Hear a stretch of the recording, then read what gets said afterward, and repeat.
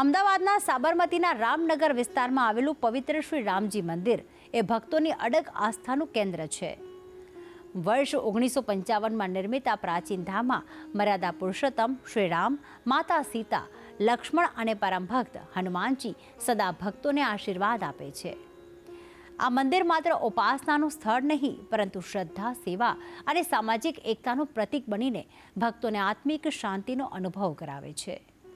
તો આવો દર્શન કરીએ શ્રી રામના આ સુંદર ધામના. અમદાવાદના રામનગરમાં આવેલ છે રામજી મંદિર, જ્યાં શ્રી રામ સંગ બિરાજે છે માતા સીતા અને લક્ષ્મણ. સુંદર વાઘા અને આભૂષણો પ્રભુની શોભામાં કરે છે વધારો. ભક્તોની સંતાન પ્રાપ્તિની મનોકામના શ્રી રામ કરે છે પૂર્ણ.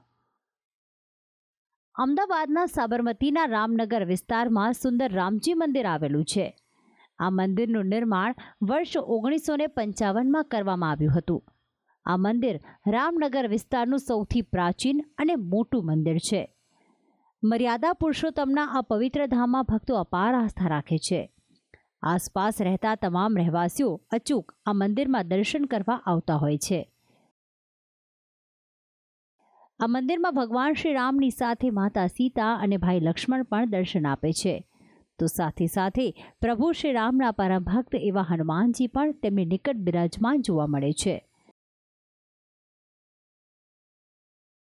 આ મંદિરની વિશેષતા એ છે કે આ ધામમાં અન્ય દેવી દેવતાઓના ભક્તોને દર્શન થાય છે, જેમાં પ્રેમ અને ભક્તિનું પ્રતીક એવા રાધા કૃષ્ણ, હનુમાનજી, વિષ્ણુ ભગવાન, ભગવાન વિશ્વકર્મા, સત્યનારાયણ, ગણપતિ બાપાના પણ દર્શન થાય છે.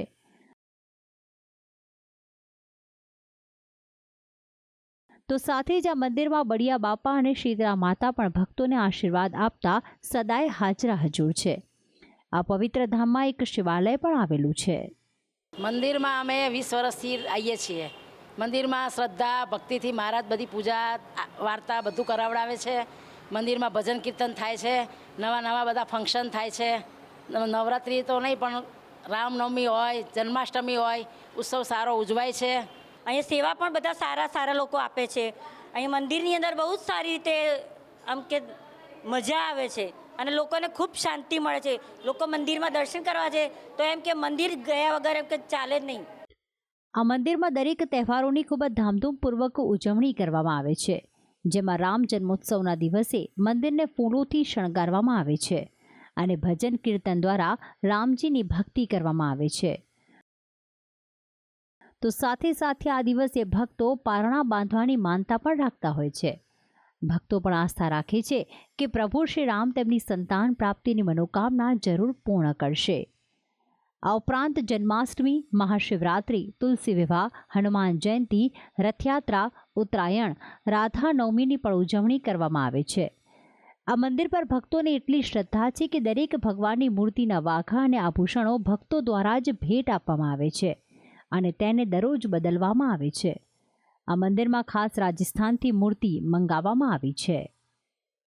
પહેલાં અહીં બધા ઉકેડા જ હતા, વ્યવસ્થિત જગ્યા નથી, પણ ગાંધી સાહેબે પ્રયત્ન કરી અને આ મંદિર અહીં ઊભું કર્યું.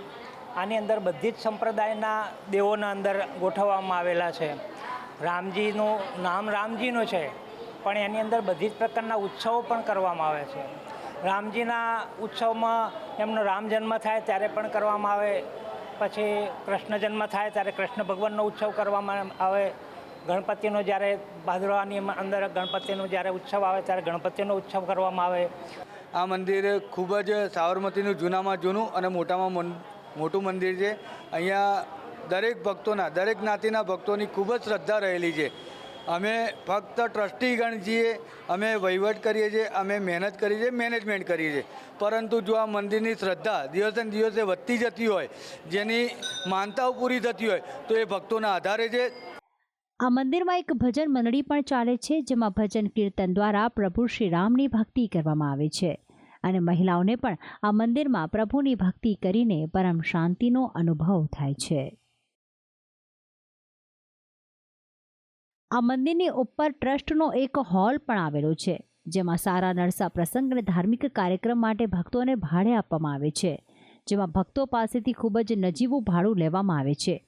એટલે કે ભક્તો માટે આ મંદિર ધાર્મિકની સાથે સાથે સામાજિક જવાબદારી પણ નિભાવે છે.